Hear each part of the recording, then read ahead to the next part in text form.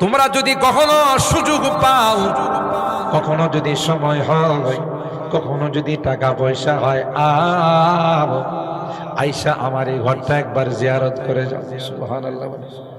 অনেকগুলো কুদরতি নিদর্শন আমি আল্লাহ ওখানে রেখে দিয়েছি। ওখানে গেলে তুমি জমজমের কূপ পাইবা, ওখানে গেলে তুমি হাজরে আসওয়াদ পাইবা, ওখানে গেলে তুমি মাকামে ইব্রাহিম পাইবা, যেই মাকামে ইব্রাহিমে তোমাদের রূহানি পিতা হযরত ইব্রাহিমের পায়ের দাগ আমি রেখে দিয়েছি। ওমান দাখালাহু কানা আমিনা।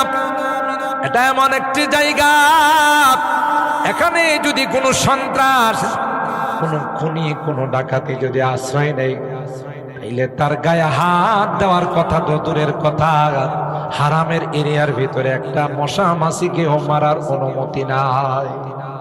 ইন্না আউয়ালা বাইতিন উদিআ